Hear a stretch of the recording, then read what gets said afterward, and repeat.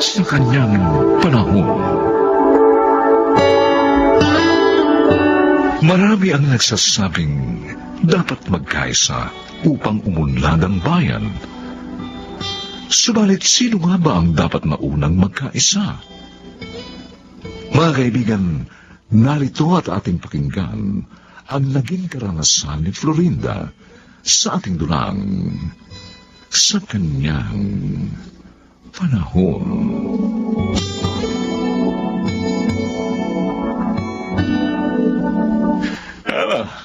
Okay ba ang dinner natin? Emil? Arthur?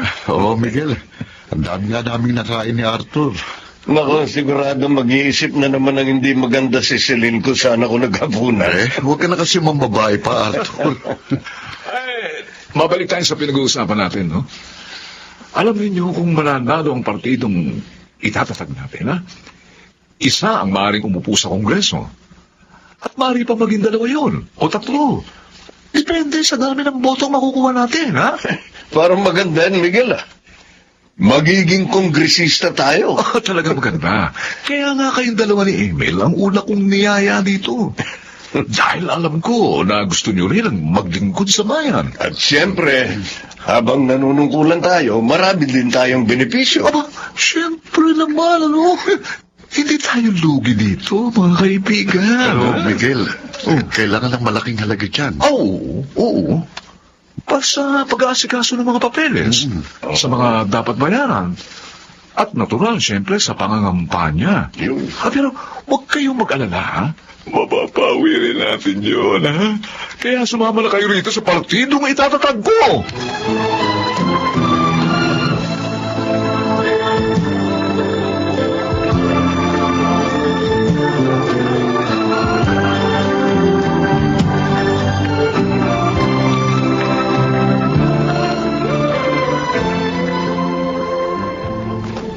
Heto nang hinihingi mong tsaa, Emil.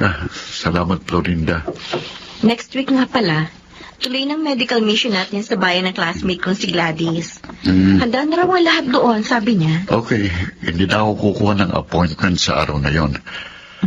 Mabalik tayo sa ikinuwento ko sa'yo na alok ni Miguel sa amin. Yung tungkol sa party list, ano palagay mo doon? Alam mo kasi, para sa akin, hindi lang naman sa pamamagitan ng pag-upo sa gobyerno, makapaglilingkod sa bayan. Maaaring gawin yun ng tao sa iba't ibang paraan. Naisip ko rin yan. Tulad nitong pagsama sa mga medical mission, isang uri ito ng paglilingkod sa bayan. Tama. Pagtulong at paglilingkod din ang panggagamot natin dito sa murang halaga. Pareho talaga tayo nung iniisip. Mabuti pa sabihin ko na kay Miguel habang maaga na hindi ako makakasama sa partidong gusto niyang itatag.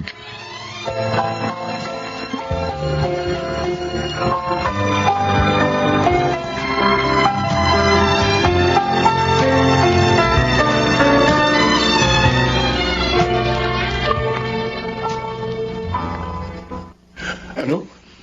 Hindi ka sasama? Bakit naman? Pinipigilan ka ba ni Florinda? Hindi, Arthur. Nag-usap kami ng maayos. Pinag-isipan namin ang mga bagay-bagay at napagkaisahan namin na huwag na lang sumama. Bakit nga? Dahil nakapaglilingkod naman kami sa pamagitan ng aming mga pagsama sa mga medical mission at panggagamot sa murang halaga. Tumutulong din kami sa isang grupo na nagbibigay ng free online consultation. Pero, parang Emil, mas maganda kung magiging congressman ka. Yung perang inilalabas natin sa paglilingkod, babalik din sa atin. At may tubo pa. Hindi pala tunay ang paglilingkod na hangad niya. Ano? Arthur. Payag ka na. Pasensya na, ha? Pero buo ng pasya namin. Hindi na kami sasama.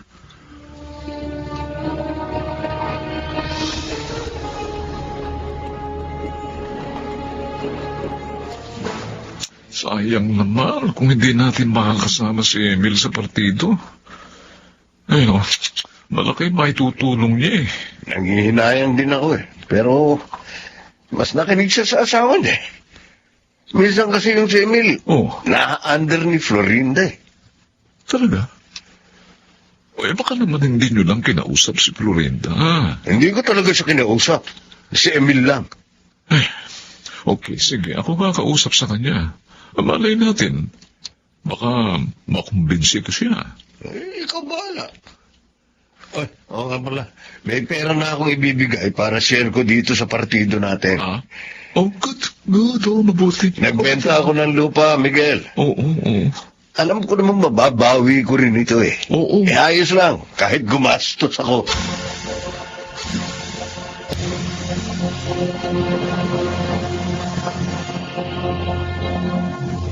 Oh, napasyal ka, Miguel. Oo.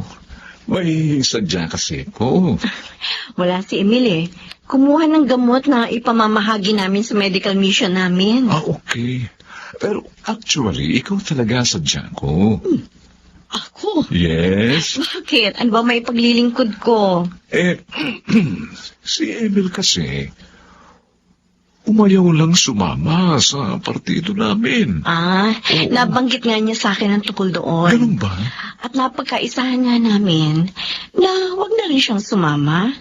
Kasi malaking gastos yun eh. Naku, sayang naman, Florinda.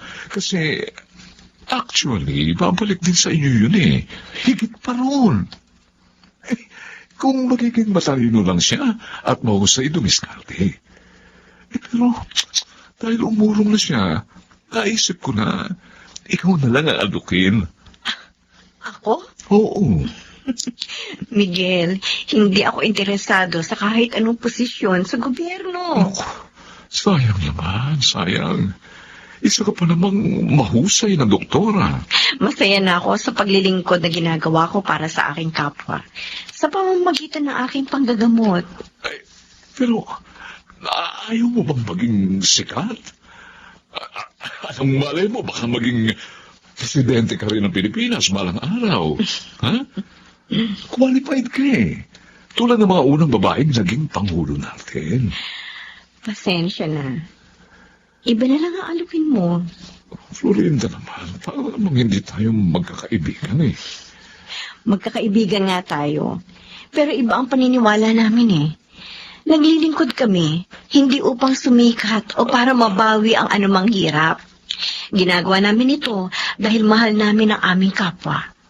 At para makalugod din sa Diyos. Oh my. Wala ka palang kwentang lapitan eh. Tama pala si Arthur, under mo asawa mo, kaya hindi siya sumama sa amin.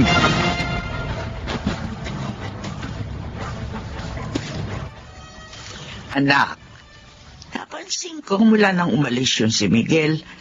Naging matamlay ka na. Bakit ba? Nasaktan lang po ako sa mga sinabi niya. Ay, bakit? Ano ba sadya ng taong yon? Inihimok po niya ako na pumalit kay Emil sa partido nila. Ano? Na hindi ko po siya pagbigyan, nagsalita na siya ng masakit. Loko pala siya. Ano ba sinabi niya? Wala raw po akong kwentang lapitan. At under ko raw po si Emil. Makitid pala utak ng taong yon. At hindi rin po siya marunong rumispeto sa paniniwala ng iba. Tama lang talaga na huwag tayong sumama sa kanila. Emil? Ibang motibo ni Miguel sa pagtatayo ng partido. Oo nga. Ang sariling kapakanan. Sana, Emil. Huwag mo na siyang harapin tungkol sa sinabi niya sa akin. Baka maging magulo lang. Huwag kang mag-alala. Hindi ko siya papatulan. Tama yun. At huwag niyong panghinayangan na nawalan kayo ng ganong klaseng kaibigan.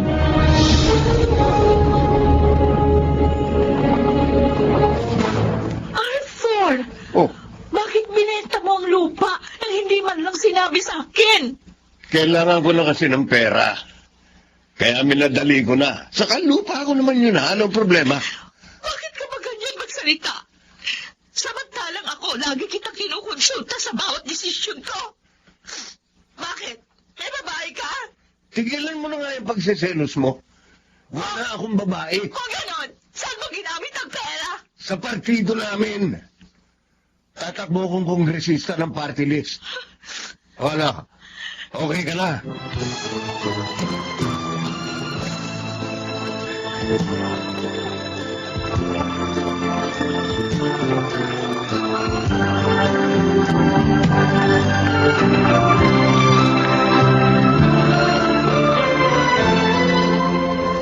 Ano? Umalis sa inyo si Celine? Oo.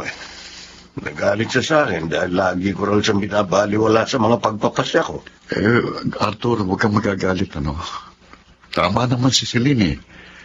Dapat kahit babae siya, isinasaalang-alang mo pa rin siya sa mga gagawin at desisyon mo. Sinubukan naman na ba siyang tawagan? Oo. Ayaw niya ako sagutin. Sige, palipasin mo muna ang ilang araw. Baka lumabig din ang ulo niya. Emil, Hmm. Florinda, hindi lang yun ang problema ko. Oh, ano pa? Yung partido namin, hindi na-aprobahan ng COMELEC. Ano? Paano perang ibinigay mo kay Miguel?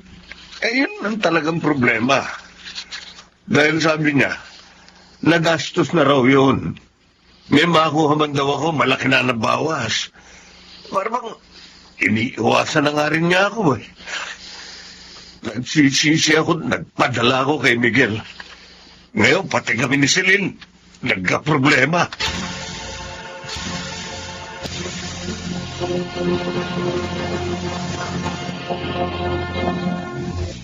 Tungkol ba kay Arthur? Kaya ka nakipagkita sa akin dito sa restaurant, Florinda? Oo, Celine. Maawa ka na kay Arthur. Patawarin mo na siya. Ang dami niya ng problema ngayon. Mas kailangan ka niya. Mabuti sa kanya yon para matuto siya ng leksyon. Celine, mawawasak ang pamilya ninyo kung gagantihan mo ang asawa mo. Gusto mo ba mangyari yun? Florinda, Oo, nagkamali si Arthur. Pero tayo mga babae, dapat matuto rin tayong umunawa sa ating mga kabiyak. Lalo na sa panahong kailangan nila tayo.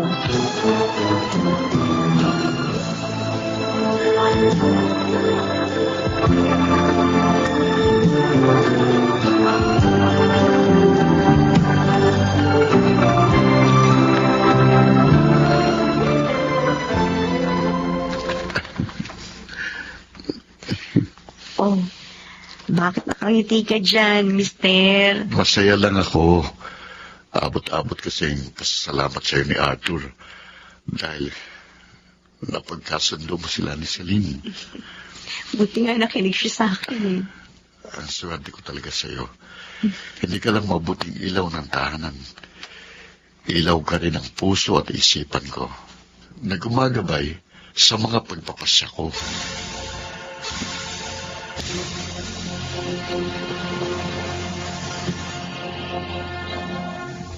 Sa kanyang panahon,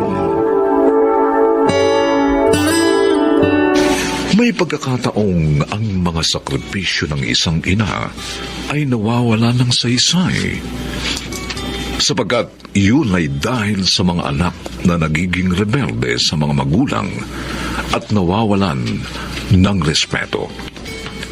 Ito ang naging karanasan ni Lawrence sa ating dulang sa kanyang panahon.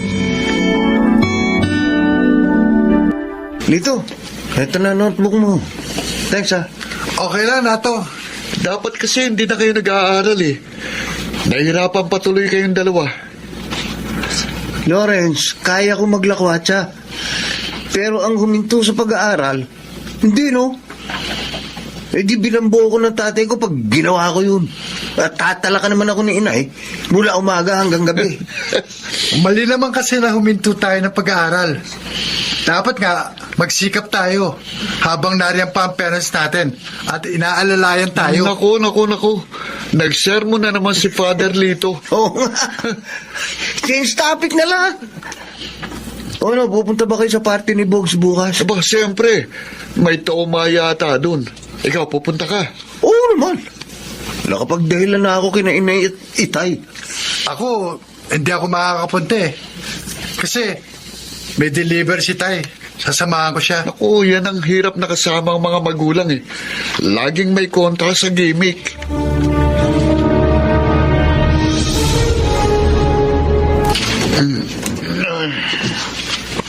Oh, Hazel, ba't kasing ka pa? Ating gabi na. Ako na naghintay sa'yo para magbukas ng pinto. Dahil pinatulog ko na ng maaga si Lola Atang. Masakit kasi ang katawan niya eh. Tamang ginawa mo. Hindi na tayo dapat inaasikaso pa eh. O ano, gusto mo ba ng kape? Kasing ka na naman eh. Hindi na, matulog ka na. Oo nga, Hazel. Magpahinga ka na. Ako nang bahala sa kapatid mo. Akala ko tulog na kayo, Lola. O, iwan ko na po kayo, Lola, ha? Apo, ano ka ba naman? Puro ka na lang gimmick. Palagi ka na lang lasing. Eh, Ay, hindi ka naman talaga magbabago. Ay, magkakasakit ka sa ginagawa mo. kaya ko naman ang sarili ko eh. Ay, kaso pati mag-aaral may pinababayaan mo na dahil sa mga bisyo mo. At least, Lola, wala akong anak na pinababayaan.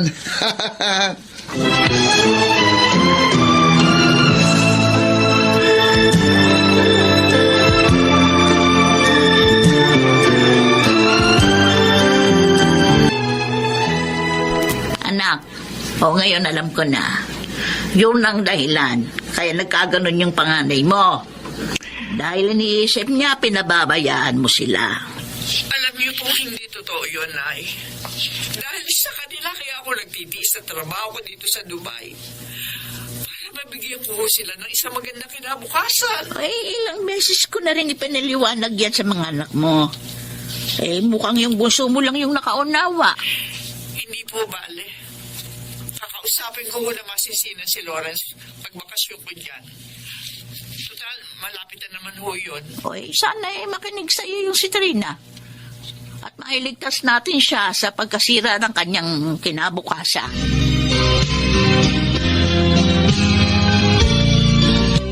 At ang sabi ni Lola Atang, 2 months na magbabakasyon si Inay dito. Oo, sa'yo, di ba kuya? Matagal natin makakasama si Inay. Paano naman magiging masaya? May darating na kontrabida. Kuya Lawrence naman, bakit ka ba ganyan magsalita sa nanay natin?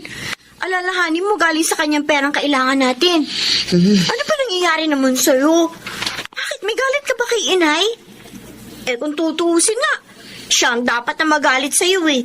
Dahil pinababayaan mong pag-aaral mo. Sinayang mo yung mga gastos niya. Tigilan mo nga ako, Hazel. Alalahanin mo ha, mas matanda ako sa'yo. Salita ka ng salita, wala ka namang nalalaman.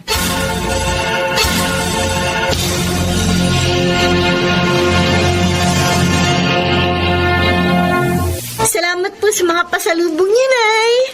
Nagustuhan ko po. Ay, anak, ako rin. Nagustuhan ko yung damit at yung pabagong bingay mo.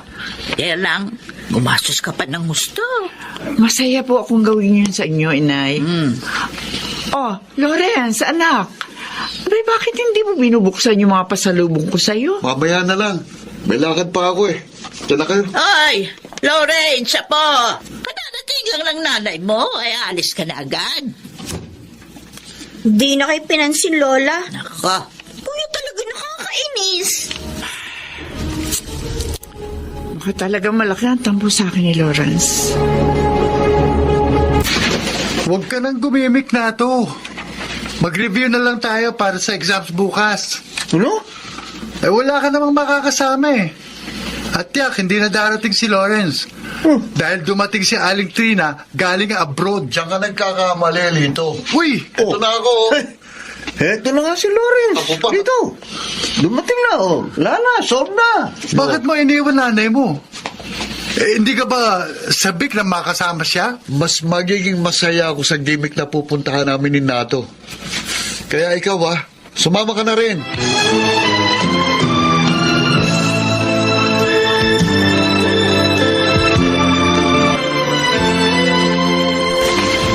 Lawrence, anak. Dinala ko dito sa kwarto mo almusal mo. Bakit dinala niyo pa? May paa naman ako para magpunta sa kusina. Lawrence. Anak, bakit ka ba ganyan sa akin? Ano ba kinagagalit mo? May dapat ho ba akong ikatuwa? Ganong pinabayaan niyo kami kay Lola? Lawrence. 10 years old lang ako nang mag-abroad kayo. At 22 na ako ngayon. Ibig sabihin, 12 years yung tinakasan ng responsibility nyo sa pag-aalaga sa amin. Hindi ko kayo tinakasan, anak. Oo, nagtrabaho ko sa ibang bansa. Pero yan ay upang mapag-aral at mabigyan ko kayo ng isang magandang buhay. Maayos ba yung wala kayo nung mga panahong birthday namin? Nung may sakit kami? Oo, nagpapadala nga kayo ng pera. Pero hindi naman perang kailangan namin, kundi ang mga magulang namin. Inaamin ko, may pagkukulang ako. Pero sana naman maunawaan mo na dahil patay na ang tatay niyo, kailangan kong kumayod na mag-isa para mabuhay tayong lahat. Ang sabihin nyo, hindi nyo kami mahal. Nag-abroad kayo para makaiwas sa hirap sa pag-aalaga sa amin. Hindi totoo yan, anak. Mahal na mahal ko kayo. At hindi ko pinagsisisihan na naging mga anak ko kayo. Kahit na nga nahihirapan ako sa pagiging ina at ama nyo.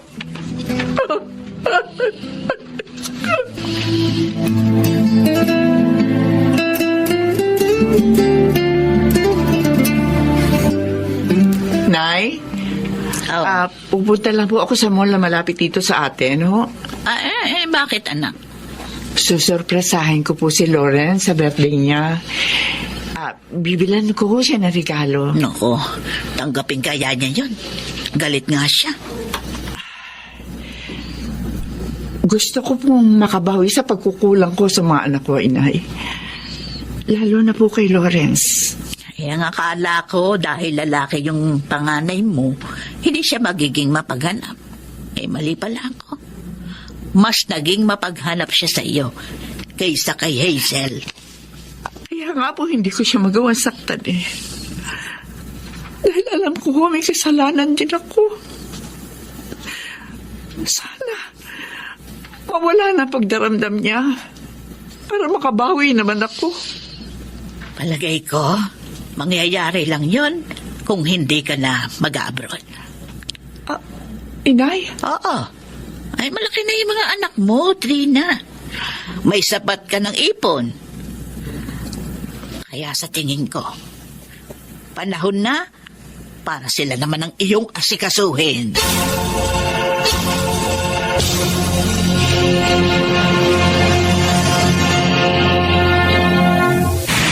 Sana magustuhan ni Lawrence yung regalo ko para sa birthday niya. Sana kahit pa paano, pabawasan ang pagdaramdam niya sa akin. Tama si inay. Malaki na ang mga anak ko. Kaya pwede na akong huminto sa pagtatrabaho sa abroad. Gagamitin ko na lamang sa negosyo ang aking ipon.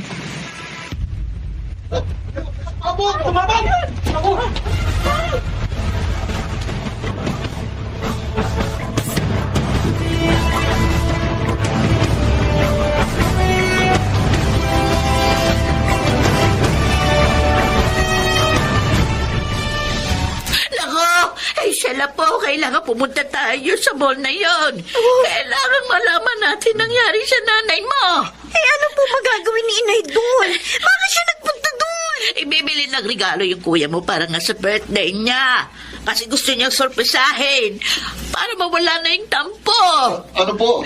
Lola ata, may nagpasabog po ng bomba sa mall na yun. At ayon sa balita, marami nasaktan. Narinig ko rin yun na po. Kaya nga, nag-aalala ako't natatakot, Lawrence. Baka kasama sa mga yun ang nanay niyo. Diyos ko, huwag naman po sana. Tinawagin niyo bang cellphone ni Inay? Oo, kuya. Pero ayaw mag-ring eh. Diyos ko, sana po. Walang masamang nangyari kay Inay. Pag nagkataon, sisisihin ko ang sarili ko.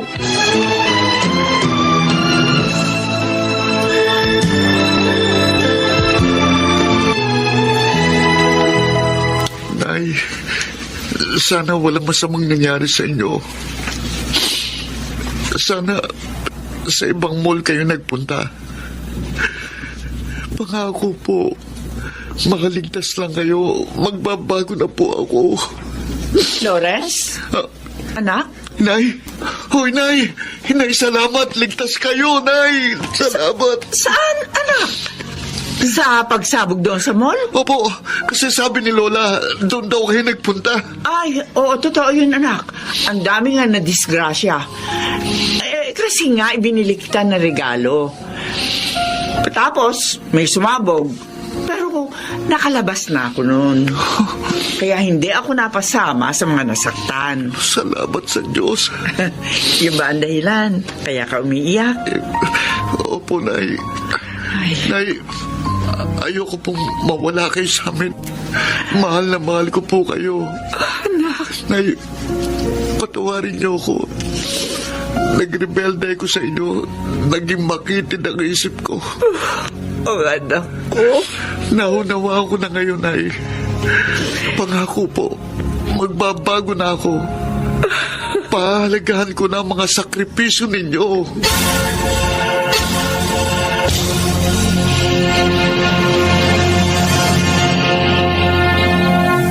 Sa kanyang panahon, ang kahalagahan ng maayos na ugnayan ng mga miyembro ng isang mag-anak ang susi upang makabuo ng moral na suporta at pagmamahal mula sa pamilyang kinabibilangan. Mga kaibigan, tunghayan natin ang naging karanasan ni Myrna sa ating tulang sa kanyang panahon.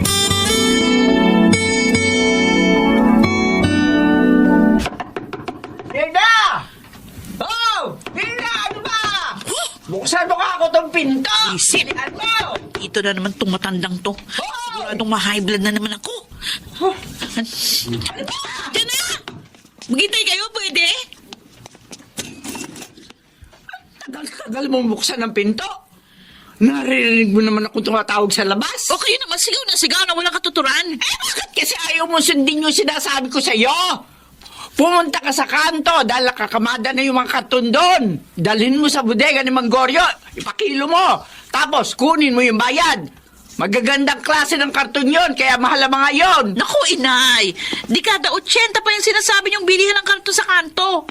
At si Manggoryo, dekada 90 naman nung mamatay dahil sa diabetes. Ay, bakit ba naman kasi ayaw mo akong paniwalaan eh? Nagkukunwari lang kasi kayo nag-uunyanin. Pwede ba? Umalis-alis na nga kayo dito? O gusto niyo bang hilahin ko kayo palabas? Sige na, umalis na kayo! Pikot na ako sa mga kalokohan niyo! Iwan niyo na ako!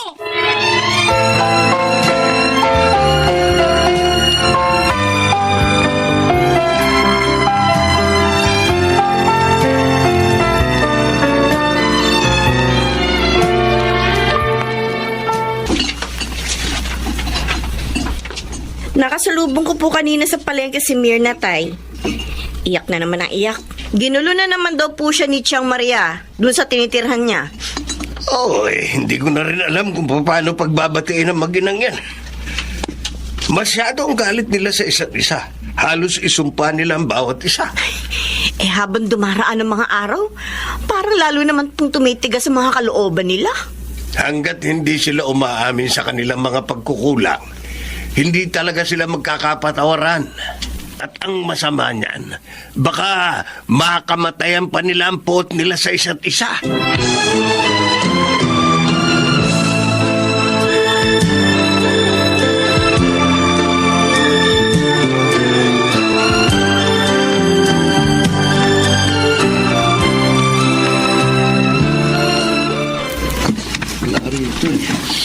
Oo, no, Kuya Ronald.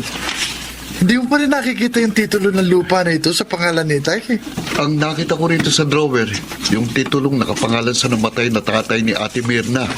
Akala ko ba sabi ni Inay bago namatay si Itay, nalipat na sa pangalan ni Itay ang loteng ito. Yun ang malaking problema natin ngayon.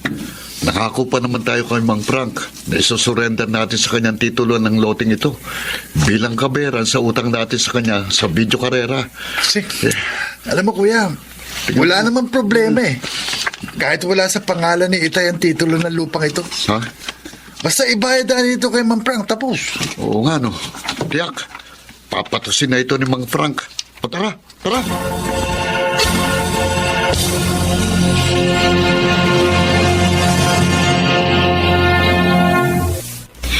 Hanggang kailan ba ninyong titikisin ang isa't isa ni Tiang Maria, ha, Mirna?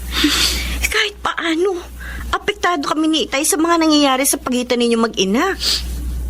Hindi lang naman yung pagkukunwari niyang pag-uulyan ninyong kinamumuhian ko sa kanya, Nida. Pero maraming taon na ang lumipas. Matagal nang patay ang anak mo.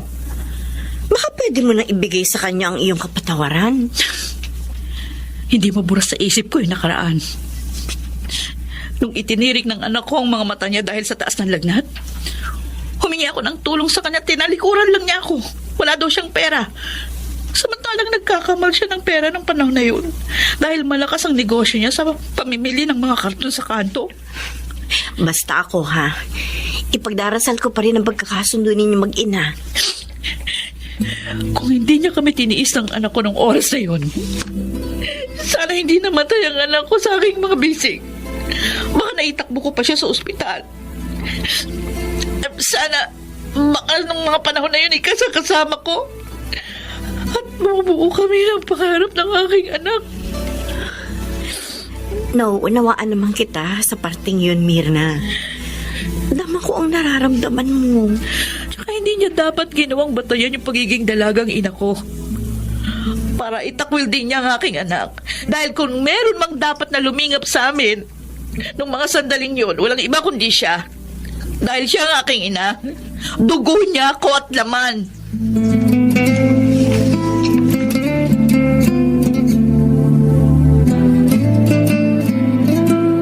Ay! Ay, Kayo magkapatid. Kuya, siya, amatong nakita tayo. Ano yung dala nyo? ibulsa mo yung titulo. Dali. Ang laki-laki papel dito, paano ko bubulsa? Bakit kasi hindi mo malang nirolyo yan eh? Ledlad mo pa. Ako, ha? Wala talaga akong tiwala sa mga pagmumukha nyo. Basta nakita ko kayo, tiyak may kabulastogan na naman kayong gagawin. Akin na yung papel na itinatago mo sa likuran mo, Jack. Pero, Chong, Ibibigay mo sa akin yan o padadapuin ko sa katawan mo itong daladala kong arnes. Kuya, paano to? Sige na, ibigay mo na. May magagawa pa ba tayo? Eto po, Chong. Ah. Titulo to ng lupa ng tatay ni Mirna. Bakit daladala nyo to? Anong balak nyo sa titulong ito? Ha? Sumagot kayo ng maayos. Chong. Dahil kung hindi, pamamagain ko mga katawan nyo sa arnis na dala ko.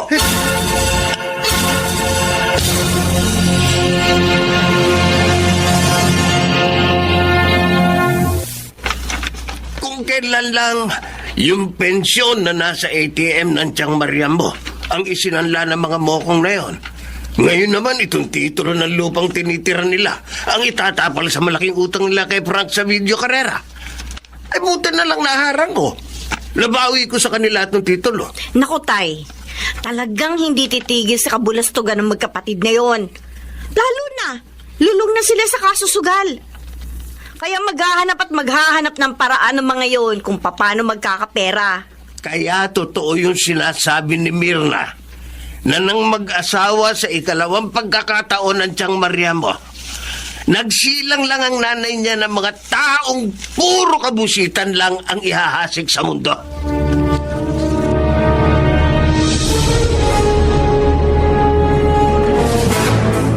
Ano ba yan? Bakit ba? Sabi na tigilan niya yung paglalaro ng palobo sa kalsada eh. Akin na nga yan! Akin na! Teka! Bakit dito na papalobo ko? Pupunta ko niyan! Ano ba Mirna? Hindi ba kayo nakukutya sa sarili niyo? Sa ginagawa niyong pagkukunwari, inay? Dapat ipaglalaro ng palobo, pinatulan niyo na para lang ipakita nag-uulyanin na nga kayo? Na nag-iisip bata na kayo? Inaamin ko. Nagkukunwari lang ako nag-ulyan eh. Nagawa-gawa ko lang yung karton sa kanto. At oo, pati na ng paglalaro ko ng palobo. Dahil alam mo ba kung bakit ko ginagawa ito, Mirna? Ha? Alam mo ba kung bakit? O di ngayon, umamin din kayo sa mga kalokohan niyo. Ginagawa ko ito dahil gusto kong pansinin mo ko.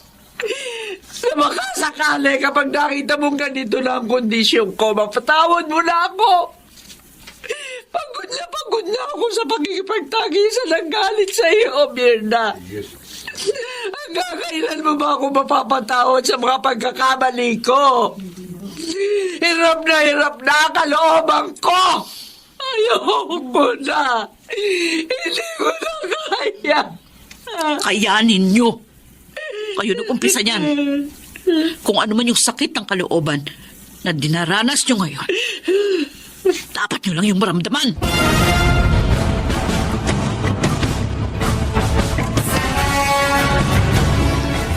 Ano kuya? Magmamasta na lang ba natin sa ganyang kalagayan si inay? May magagawa rin ba ako kung ayaw niyang kumain? Ayaw rin niyang padala sa ospital dahil ayaw na rin daw niyang mabuhay. Panay ang banggit niya sa pangalan ni Ate Merna. Sunduin mo kaya, kuya? Hindi sasama sa akin yun. Alam mo namang sukang-suka rin sa ating dalawa yun eh.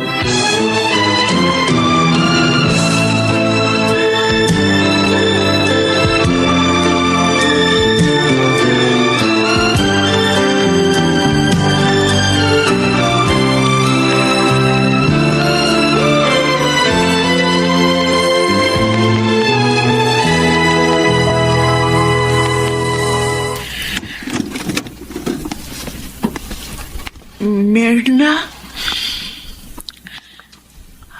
Sabi ni Ronald at JR, ayaw niyo rin padala sa ospital.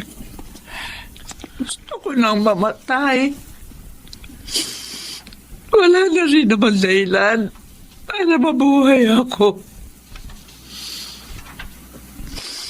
Bakit ako? Hindi ba ako isa sa maraming dahilan? Para asamin niyo pa ang isang mas mahabang buhay, Nay. Anak, Mirna, totoo ba yung narinig ko? Ang akala ko, ang hindi ko pagpapatawad ang magbibigay ng hustisya sa mga sakit na naramdaman ko sa mga nangyari sa pagitan nating dalawa.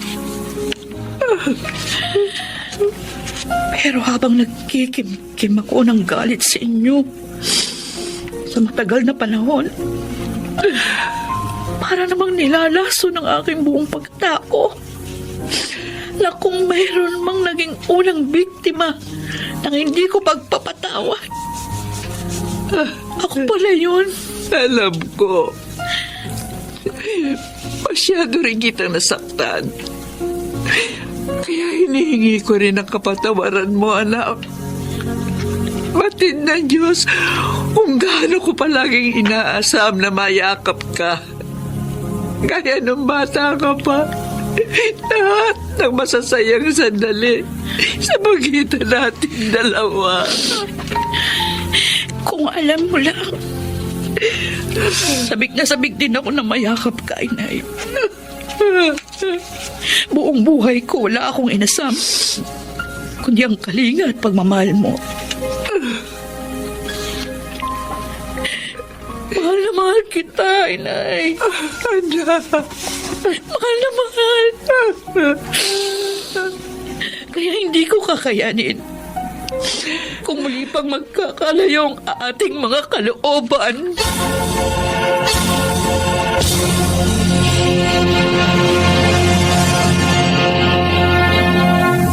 Sa kanyang panahon,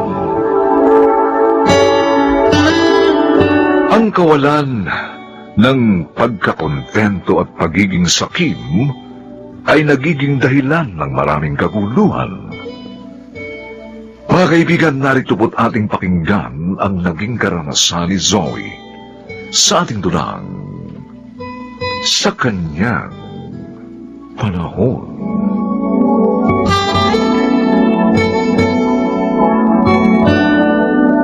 Narito na po ako, Attorney Bellarmino. Anong ginagawa mo dito? Suwail na babae? Ate Eloisa. Akong tumawag sa kanya, Eloisa. Attorney, bakit mo ginawa yun? Dahil kailangan narito din siya sa pagbasa ko ng nasa testamento ng mga magulang ninyo. Suwail yan. Nakalimutan mo na ba? Bago namatay sina Zoila at Alfonso, napatawad nila si Zoe. Attorney, babasahin niyo na ang testamento ni na Mama. Pero, 1 month pa lang nakakaraan. nung pumanaw sina mama at papa. Iyon ang nakasaad sa kanilang huling bilin. O, sige na. Basahin mo na para matapos na to. Ang daming satsat. Madali lang naman ito. Dahil ang nakalagay dito, hahatiin ang pantay sa inyong dalawa ang kabuhayan nila Zoila at Alfonso. Ano? At bakit hati? Hindi dapat bigyan ng babaeng yan dahil sinuway niya sina mama at papa. Nagpakasal siya sa lalaking ayaw nila. Ate, natanggap na nila si Jim. Ay, sana naman, huwag ka na magalit. Tumigil ka. Attorney, hindi tama ang nakalagay dyan. Mali yan. Wala akong binago sa nakasulat, Eloisa. Makabubuting sundin mo na lamang ito para hindi na magkagulo. Hindi ako papayag. Maghahabol ako sa korte.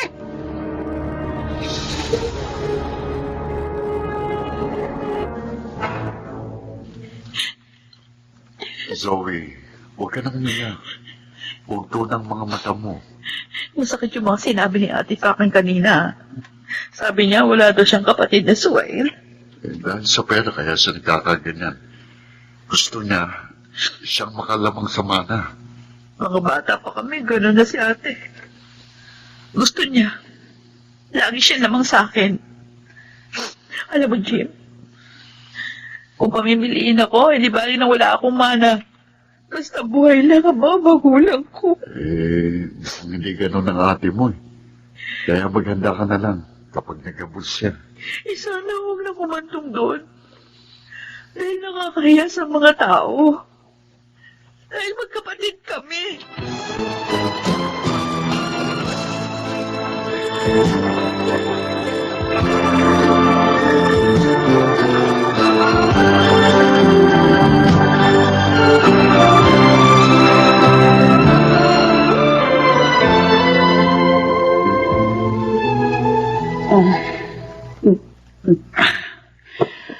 Walang hiya.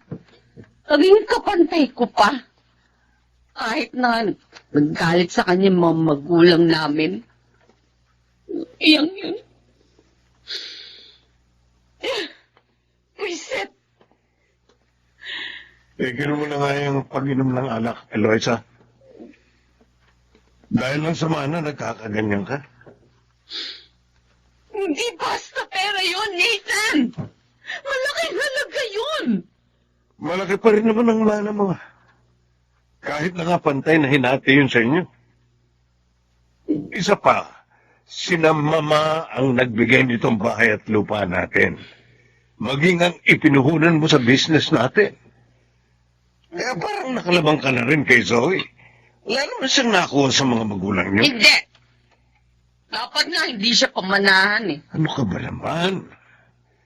Hindi maaaring gusto mo. Kahit pa ang hukuman, hindi ka ayunan. Dahil kapatid mo si Zoe. Gagawa ako ng paraan upang masunod ang gusto ko. Tandaan mo yan!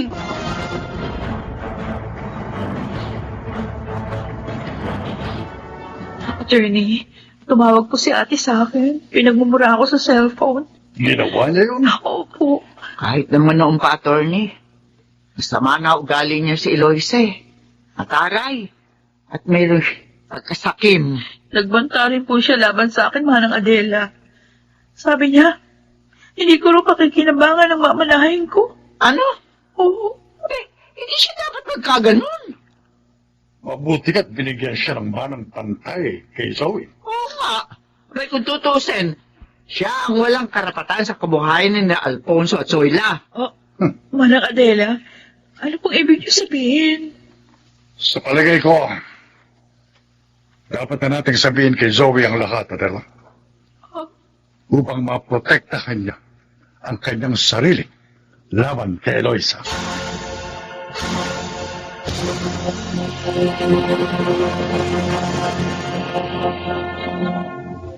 Anong kailangan mo, Eloisa? Pinuntahan mo pa ako rito sa bahay ko. Diretso na kita, attorney. Gusto kitang alukin. Alukin? Ano? Bibigyan kita ng 10% sa kayamanan ni na mama at papa. Gawan mo lang ng paraan na mawalan ng mana si Zoe. Baliw ka, Eloisa. Hindi ko magagawa ang gusto mo. Ano? Dapat nga pasalamat ka pa. Dahil pinamanahan ka. Kahit na nga, ampun ka lang. Hindi. Anong pinagsasabi mo? Hindi totoo yan. Nasa akin ang adoption papers mo. Ipakikita ko sa'yo kung gusto mo. Sinungaling! Sinungaling ka! Sinungaling!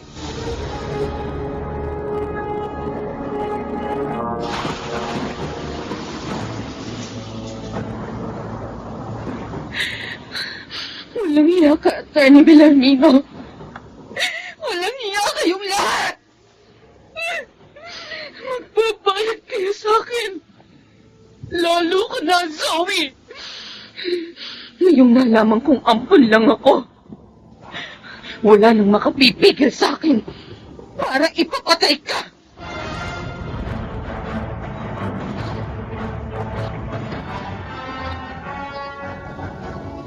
Oh, bakit tanghali na nakahiga ka pa? Sabi mo kahapon na alis ka ngayon ng maaga. Nilalagnat ako, Nathan. Masakit ang katawan ko. Bukas na lang ako aalis. Pareho pala tayo ng nararamdaman. Ha? Ikaw naman kasi, nagpaulang ka pa nung makalawa. Eh, may sasakyan ka naman. Mukhang nahawa yata ako sa'yo. Bukas na lang ako papasok sa opisina.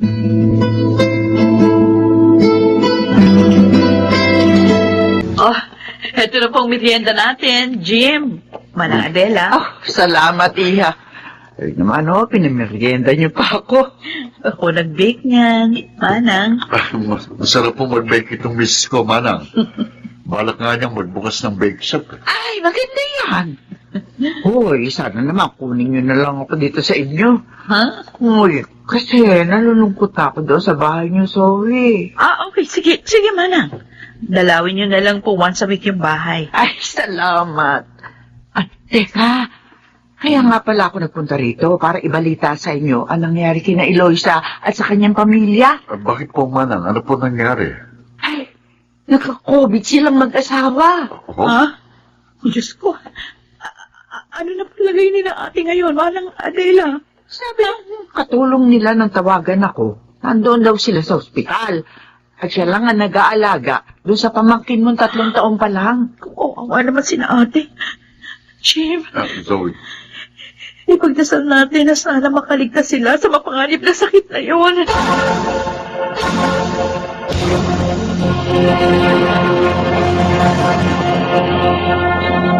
Higit 1 linggo na ako dito, sa ospital. Pero hinang-hina pa rin ako. Mabubuhay pa kaya ako? Kami ni Nathan. Kawawa naman ang aming anak kung may iikot namin. Oh, ang cellphone ko. May tumatawag. Si Zoe. Hello? Ate, pakiusap. Kung mo papatayin ng linya, gusto kitang makausap. Bakit? Kumusta ka na? Nakasana-sana loob mo, ate. Gagaling ka rin. Alam mo, lagi ka namin pinapanalangin ni Jim. Kahit naging masama ako sa'yo. Para sa akin, kapatid pa rin kita.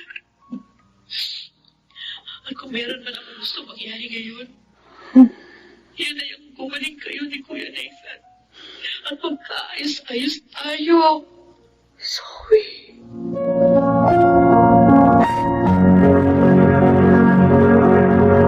Zoe, love. Saan ka pupunta? Kina ate Eloisa, love.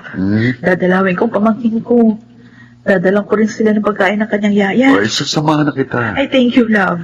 Buti mo. Para hindi na ako mag-taxi. Magpapadala rin ako ng pagkain para kina ate at kuya dun sa ospital. Ang bait talaga ng misis ko. Kahit na nalaman kong ampun lang pala ni na mama si ate, kapatid pa rin ang turing ko sa kanya. At patutunayan ko sa kanya yun. Patuloy ko siyang dadamayan. Lalo na ngayon, may sakit siya.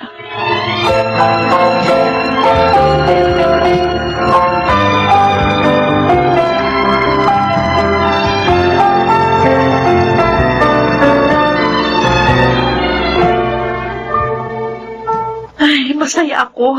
At ligtas na kayo sa sakit na yon, ate. Magaling na kayo. Ako man, Zoe. Salamat sa mga dalangin ninyo. Ginamit ng Diyos na paraan ang pagkakasakit ko upang magliwanag ang isip ko. Ate Elise. Patawarin mo sana ako, Zoe. Naging sakim ako. Hindi na kontento. Pinagbalakan pa kita ng masama. Lalo na nang malaman kong ampun lang ako. Ate. Pero salamat sa Diyos at sa iyong kabutihan. Ngayon, namulat na ako sa mga pagkakamali ko.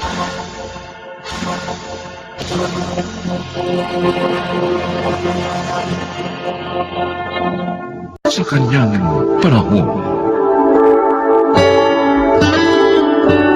Mulat nga ba tayo sa kahihinatnan ng ating mga paghihiganti?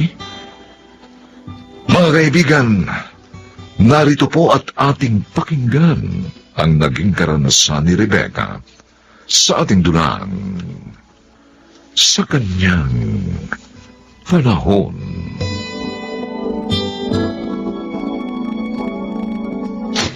Ay! Pumutok na yung panubigang ko. Mga anak na yata ako. Ay, dalawa tayo rito.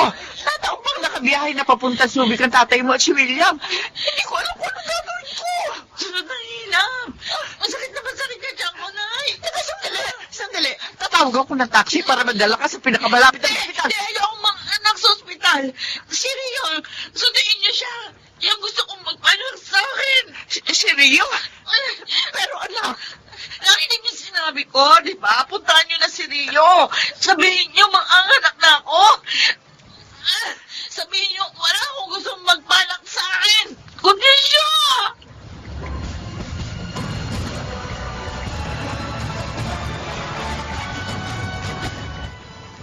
Sigurado ko ba sa desisyon mong pagsama kay Aling Norma, Rio?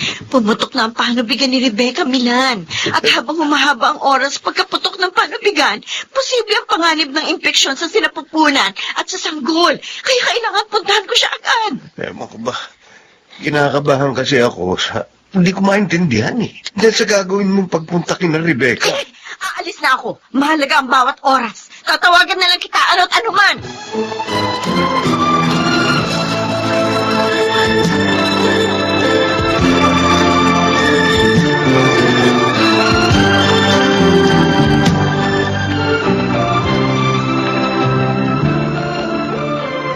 Yan.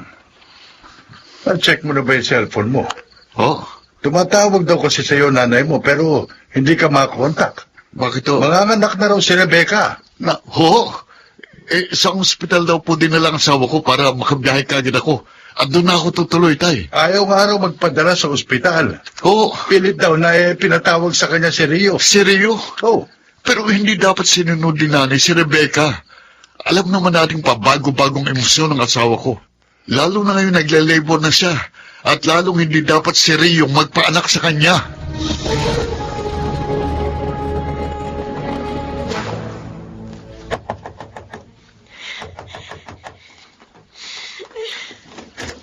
Rio, ito na yung mga gamot na pinamili mo. Ang dami kasing tao sa butika, kaya ngayon lang ako nakauwi. Bakit ba? Ano nangyari, ha? Si Rebecca po kasi, Aling Norma. Oh. Susuka lang daw po siya sandali sa banyo, pero hindi pa siya lumalabas. Ha? Sandali. May susi ako ng banyo. Ito. Ilang minuto na po nagtatagal si Rebecca sa banyo. Nag-aalala na po ako sa kanya at sa sanggol. Oh, Diyos ko! Rio, nakalabas ng ulo ng anak ni Rebecca!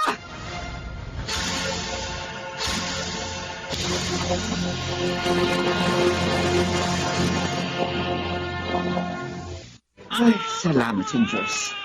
Karaos na sa panganak ang kaibigan mo, Rio. Pero, nagiging kulay asul po ang baby, Aling Norma. Kailangan po natin siya dalhin sa ospital. Sabi mo kanina pagkasilang niya, maayos naman ang tinik ng puso Hindi niya. na po tayo pwedeng magkasiya ng oras. Tumawag po kayo ng ambulansya. Kailangan madala po natin ang baby sa ospital.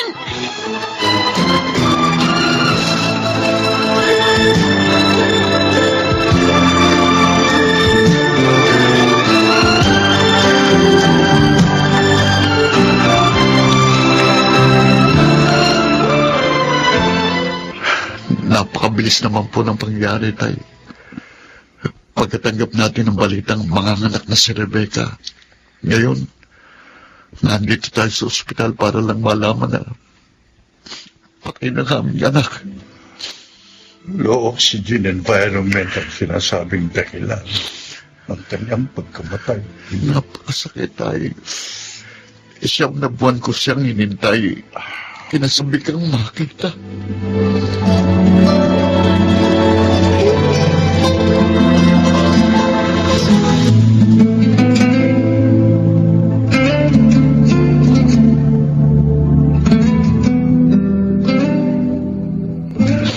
Wala naman akong hinangad ng mga oras na yun, kundi ang mapaanak siya ng maayos, Milan. Sasampahan ka raw niya ng kasong negligence na nagresulta sa pagkamatay ng bata. Alam ng Diyos, malinis ang konsensya ko.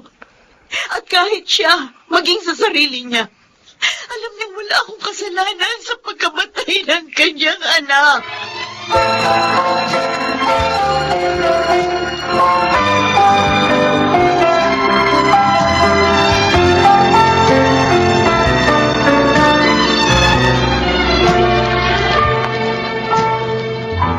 Ano ba, Nay?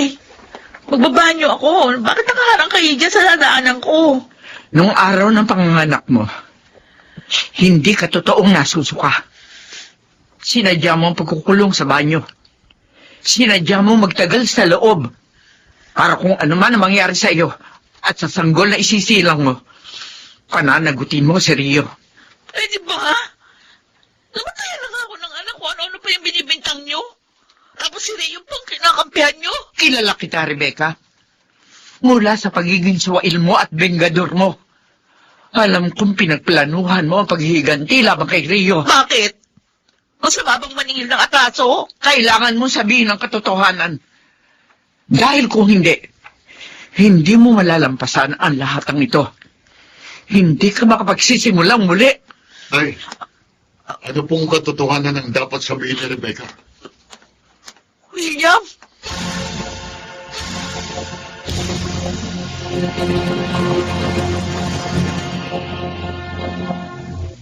Dama mo bang sakit?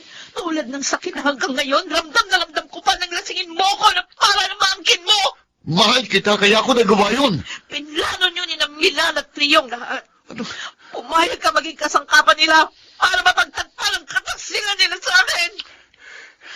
Ilang taon na rin ang nakalilipas. Bakit hanggang ngayon, hindi mo pa rin nakakalimutan ang mga nangyari? Dahil ako ang biktima ng mga kasinungalingan nyo! Rebecca, Pinaglaruan yung damdamin ko! Sinira ang mga pangarap ko! Ang buong buhay ko! Kaya sumumpa ako sa sarili kong isang araw! Matitikman nyo ang aking pag-iiganti!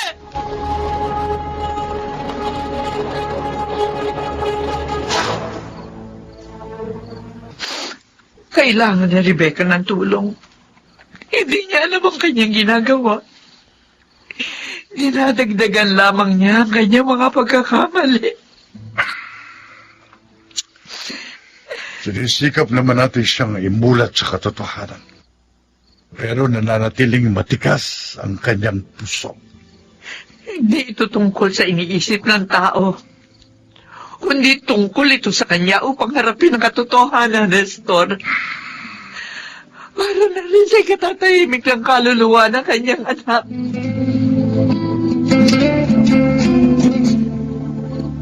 Mayat maya, sinicheck ni Rio ang tibok ng puso ng sanggol. Noong mga oras na yun, malakas ang tibok ng puso ng sangkol. At oo, talagang sinadya akong magtagal sa banyo. Para hindi magkaroon ng pagkakataong ma-monitor ni Rio ang anak ko. Kahit alam ko magiging dahilan yun ng kanyang kamatayan. Madilim na ang isip ko noon. Wala akong gustong mangyari, kundi ang katuparan ng aking paghihiganti. May mga pagkakataon noon na gusto kong hingin ng kapatawaran mo. Pero naduwag ako. Siguro nga dahil hindi ko pa kayang harapin ang mga panunumbat mo. Pero sa pagkakataong ito, Humihingi kami ni Milan ng kapatawaran sa pagkakasugat namin sa iyong damdamin, Rebecca. Lalo na ako. Hindi ko sinasadyang mahalin si Milan. Basta na lamang nangyari. Gusto ko na lamang naramdaman. Hanggang matuklasan namin na hindi na namin kayang pigilin ang pagmamahal namin sa isa't isa.